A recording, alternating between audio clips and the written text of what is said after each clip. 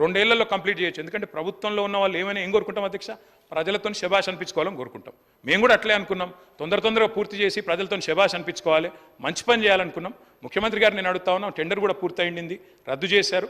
పునఃపరిశీలించండి, అవకాశం ఉంటే పునఃపరిశీలించండి, వద్దనుకుంటే మీ ఇష్టం.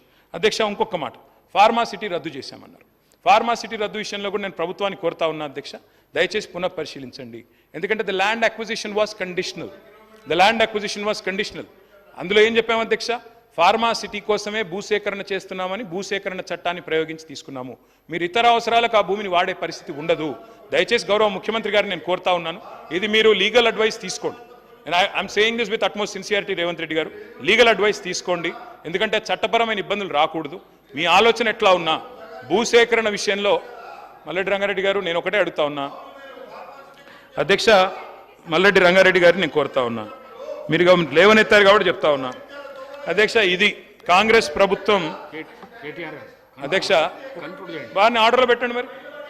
అధ్యక్ష, నేనేమన్నా అంటే అధ్యక్ష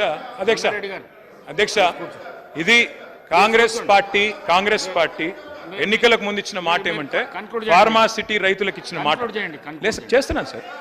ఫార్మాసిటీకి ఇచ్చిన మాట, ఫార్మాసిటీ విషయంలో కాంగ్రెస్ పార్టీ ఏం చెప్పింది అంటే, కోమటిరెడ్డి వెంకటరెడ్డి గారు ఆనాడు ఎంపీ అధ్యక్ష, వారు చెప్పారు, అదేవిధంగా కోదండ రెడ్డి గారు చెప్పారు, రేవంత్ రెడ్డి గారు చెప్పారు, బట్టి విక్రమార్క గారు కూడా చెప్పారు అధ్యక్ష, ఫార్మాసిటీ భూములు తిరిగి వెనక్కిస్తాము అని స్పష్టంగా చెప్పారు. మేమేం అడుగుతున్నాం అధ్యక్ష? ఫార్మాసిటీ భూములు రైతునండి సార్. ఇదేం సార్, ఇది మొత్తము కంక్లూడ్ చేయమని చెప్పండి సార్. ఇది 1 hour 50 minutes సార్.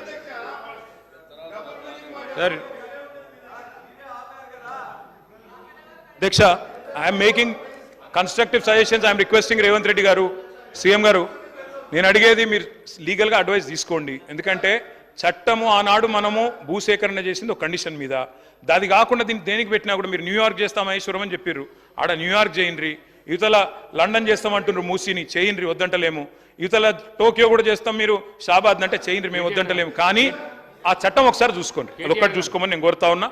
ఫార్మాసిటీ భూములు తిరిగి ఇస్తామన్నారు. స్పీకర్ సార్,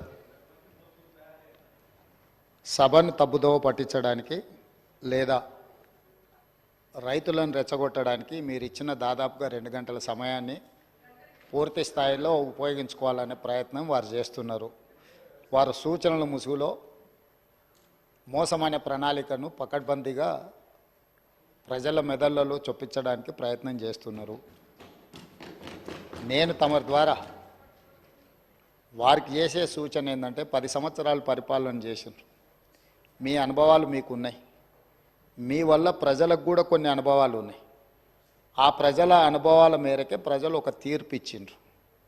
10 సంవత్సరాలు ఏలిన మీరు 10 నెలలు కూడా పూర్తి చేసుకొని ప్రభుత్వం మీద కొన్ని వందల ఆరోపణలు చేస్తున్నారు. నాకేం అభ్యంతరం లేదు, అది మీ విజ్ఞత, మీ అవగాహన. అదేవిధంగా ఈరోజు వారు సిరిసిల్ల చేనేత కార్మికుల గురించి, బతుకమ్మ చీరల గురించి వారు గొప్పగా చెప్పిండ్రు. నాకేం అభ్యంతరం లేదు. చేనేత కార్మికులకు పని కల్పించడం కోసం ఆనాడు ప్రయత్నం చేసి ఈ పథకాన్ని ప్రవేశపెట్టినామన్నారు.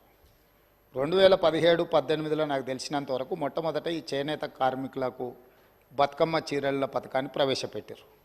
నేను సూటిగా వారిని అడుగుతున్న ఒకటే మాట, అక్కడ ఇక్కడ డొంక తిరుగుడు కాకుండా మీరు ఈ పథకాన్ని ప్రారంభించిన సంవత్సరం మీరు సిరిసిల్లలో నేత కార్మికులకు పనిచ్చి బతుకమ్మ చీరలు తీసుకొచ్చి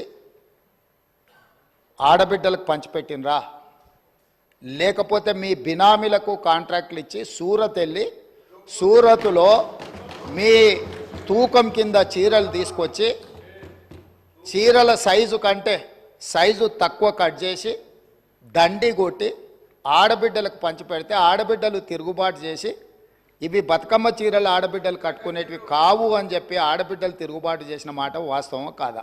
తమరి ద్వారా వారిని నేను ఏమడగదలుచుకున్నా అంటే ఒకటే మాట, స్ట్రైట్గా సమాధానం. మీరు పథకం ప్రారంభించిన రోజు పేదలకు ఇచ్చిన చీరలు సిరిసిల్ల చేనేత కార్మికులు నేసినాయా? సూరత్కి వెళ్ళి కిలోల కింద తూకంలో కొనుక్కొచ్చి కమిషన్